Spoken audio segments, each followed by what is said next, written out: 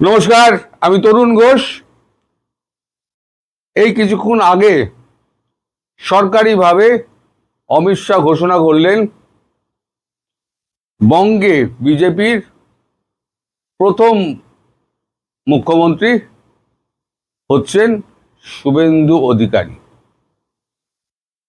এর আগে কখনো বিজেপি বঙ্গজয় করতে পারেনি, এই প্রথম বিজেপির বঙ্গজয় হলো এবং সঙ্গে সঙ্গে শুভেন্দু অধিকারী একটি ইতিহাস সৃষ্টি করলেন। এখন শুভেন্দু অধিকারীর নাম যখন উনি বলেন তখন উনি বলেন যে এখানে প্রস্তাব দেওয়া হয়েছিল যে শুভেন্দু অধিকারীর সঙ্গে আর কার নাম বিবেচনা করা যেতে পারে, কিন্তু দ্বিতীয় কোনো প্রস্তাব না আসায় তাকেই মুখ্যমন্ত্রী পদে নির্বাচিত করা হলো।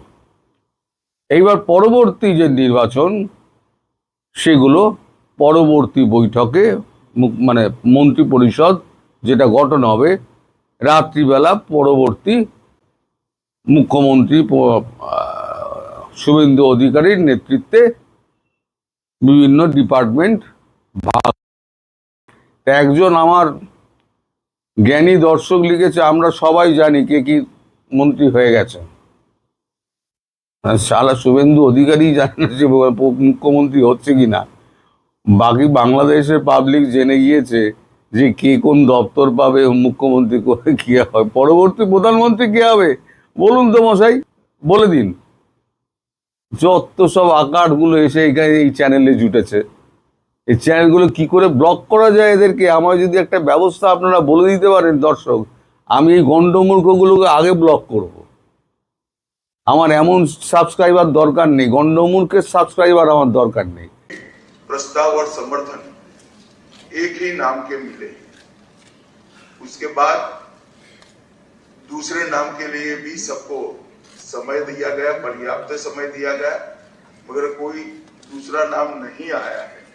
इसलिए केंद्रीय पर्यवेक्षक के रूप में मैं श्री शुभेंदु अधिकारी जी को पश्चिम बंगाल विधानमंडल दल के नेता के रूप में निर्वाचित घोषित करता हूं।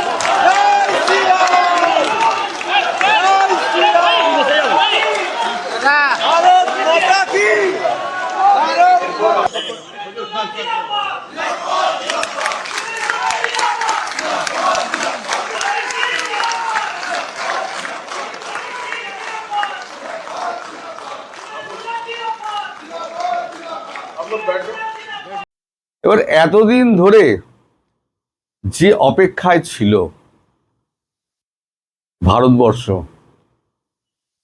যে বাংলা দখল না হওয়া পর্যন্ত এই যে একটা লম্বা স্ট্রেচ পড়ে রয়েছে, সেই লম্বা স্ট্রেচটায় যদি নিজের দখলে না আনা যায় তাহলে পরে এখানে শান্তি ফিরবে না, অশান্তি রয়েই যাবে। যা ঢোকানোর তো মমতা বন্দ্যোপাধ্যায় ঢুকিয়ে দিয়েছেন, দেশের যা সর্বনাশ করার উনি করে দিয়েছেন। পরবর্তীকালে আমি বলবো কি কি সর্বনাশ উনি করেছেন। এখন আমি আপনাদের সামনে দুটো ম্যাপ উপস্থিত করছি এবং তার উপর নির্ভর করছে বাংলাদেশের ভাগ্য। আমি বলি না বাংলাদেশের ভাগ্য নির্ধারণ হবে এই আপনার এর ওপরে, কি বল, আমাদের বাংলার নির্বাচনের উপরে।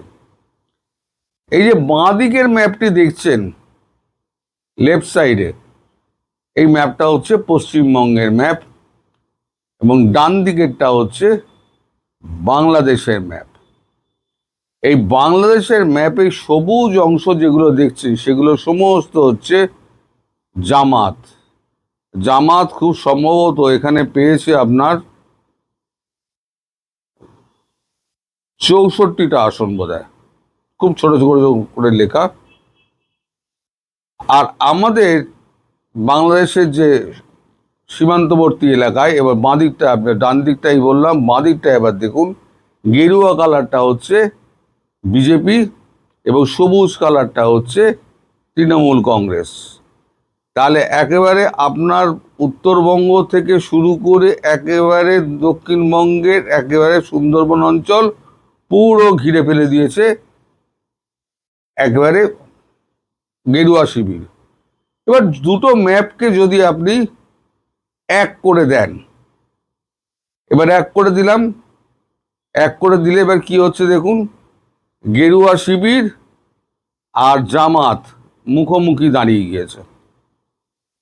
বাঁদিকে কলকাতার পশ্চিমবঙ্গের ম্যাপটা রয়েছে, একদম ওপর থেকে নিচ অব্দি সমস্ত নাম লেখা রয়েছে, জুম করে আপনারা দেখে নিতে পারেন।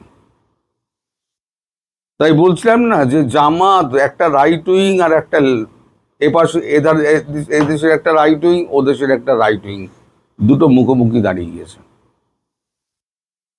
এবার কার কত শক্তি দেখা যাবে। মানে আমার প্রশ্ন হলো, কারা যেন বলতো স্বৈরাচার, স্বৈরাচারী, কারা বলতো যেন ভারত দখল করব, ভারত নিপাত যাক, দিল্লি না ঢাকা, দিল্লি না ঢাকা, ঢাকা ঢাকা, দিল্লি দিল্লি, অনেক স্লোগান হতো। ভারতীয় পণ্য বয়কট দিয়ে নাটক শুরু হলো। তারপর স্বৈরাচারের দালাল হিসেবে সব ধোলাই শুরু হলো। এইবার হিসেব নিকেশ কষা হবে আর 7-10টা দিন পরে, একটু গভর্নমেন্টটা থিতু হয়ে গেলে, ডিপার্টমেন্টগুলো ভাগ হয়ে গেলে 7-10টা দিন বাদে এইবারে ঠিক হবে যে কতটা স্ক্রু, কত লম্বা স্ক্রু, কতটা টাইট দিতে হবে বাংলাদেশকে, তবে বাংলাদেশ টাইট হবে। একটা কথা মনে রেখে দেবেন, এই বিএনপি জামাত আপনাদের বলে রেখে দিচ্ছে, এনসিপি যারা আছে, যত হিন্দুর গায়ে হাত পড়বে তার 4 গুণ মুসলমান কিন্তু এখানে হাত পড়বে। খুললাম আমি বলে দিলাম, একটা হিন্দুর গায়ে হাত পড়বে তো 4টে মুসলমানের গায়ে হাত পড়বে এখানে।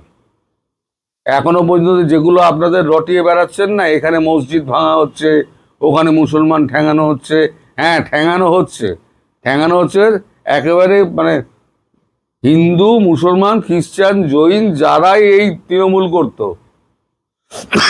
তারা সবাই ঠ্যাঙানি খাচ্ছে। ওখানে কোনো ধর্ম দেখা হচ্ছে না, নাম জিজ্ঞেস করা হচ্ছে না, তৃণমূল করতিস না মার, তা পরবর্তী দেখা গেল সে খ্রিস্টান। কারণ আমাদের কাছে প্রচুর খ্রিস্টান আছে, জৈন আছে, সবাই তার রাজনৈতিক মতধারায় বিশ্বাসী। সুতরাং যে কথাগুলো আপনাদের দেশে রটিয়ে দেওয়া হচ্ছে, যেখানে মসজিদ ভাঙা হচ্ছে, একটা ভিডিও দেখাতে পারেন না তো? যত মুখে বক বক বক বক বক বক করে বেড়ান, আমরা তো ভিডিও দেখাই, আপনারা তো একটা ভিডিও দেখাতে পারেন না। কাগজে বাঘ আপনারা, নিজেদের টাইগার ভাবেন, আসলে আপনারা হচ্ছেন ছুঁচো, টাইগার নয়, ছুঁচো। যদি ছুঁচো না হতেন তাহলে সত্যিকারের বাঘ যারা আওয়ামী লীগ, তাদেরকে এরকম ভাবে নিষিদ্ধ করে তাদেরকে অন্তরালে রাখার জন্য এত চেষ্টা করতেন না। আমি একবার বলেছিলাম, আবার কথাটা আমার মনে পড়ে গেল, যে অন্তরালে থাকা হাসিনা দেশে থাকা হাসিনার থেকে অনেক বেশি ভয়ঙ্কর। এই হাসিনা যেদিনকে একটা ডাক দেবে, খুব বেশি দেরি নেই, আমি ডিসেম্বর বলেছি, সেটা হয়তো অনেক দূরে হয়ে গেছে, তার আগেই হয়তো খেল খতম হয়ে যাবে। কারণ মোল্লার দৌড় হচ্ছে মসজিদ পর্যন্ত, সেটা আমরা জানি। ওই যে বললাম, কত লম্বা স্ক্রু লাগবে আর কতটা টাইট দিতে হবে, সেটা এখন বিচার বিশ্লেষণ হবে। মোদিজি বসবেন, শুভেন্দু অধিকারী বসবেন, অমিত শাহ বসবেন, অজিত দোভাল বসবেন, ওখানে জয়শঙ্কর বসবেন, সবাই, রাজনাথ সিং থাকবেন, সবাই মিলে, এবং তিন সেনাবাহিনীর প্রধান থাকবেন। এবং যেরকম ডোজ দরকার, হোমিওপ্যাথি হলে হোমিওপ্যাথি হবে, নইলে অ্যালোপ্যাথি করা ডোজ দরকার হলে কেটে দাও, দরকার হলে কেটে দাও, অঙ্গ বিচ্ছেদ করো। ক্যান্সার হয়ে গেলে কি করতে হয়? যেখানে ক্যান্সার হয়ে যায়, পচে যায়, সেই হাতটা কেটে বাদ দিয়ে দেয়, অংশ বা শরীরটা অংশটা কেটে বাদ দিয়ে দেয়। আপনাদের অবস্থা হবে সেই রকম। যে জন্য ভারতবর্ষ অপেক্ষা করছিল কেন্দ্রীয় সরকার, সেই অপেক্ষার দিন শেষ হয়ে গেছে। এবার অ্যাকশন শুরু। দেখতে থাকুন সামনে কি কি হয়। আর মনে রাখবেন, একটা হিন্দুর গায়ে হাত পড়লে 4টে মুসলমান পেটারি খেয়ে সিধে জেলে যাবে। এটা আমার কথা নয়, এটা হচ্ছে শুভেন্দু অধিকারীর কথা। একটা হিন্দুর গায়ে হাত পড়লে তাহলে পরে 4টে মুসলমান আমরা এখানে জেলে ঢোকাবো, পেদিয়ে ছাল চামড়া তুলে রেখে, যাতে 3 মাস বসে সে পটি না করতে পারে। সবাই ভালো থাকবেন, সুস্থ থাকবেন। ধন্যবাদ।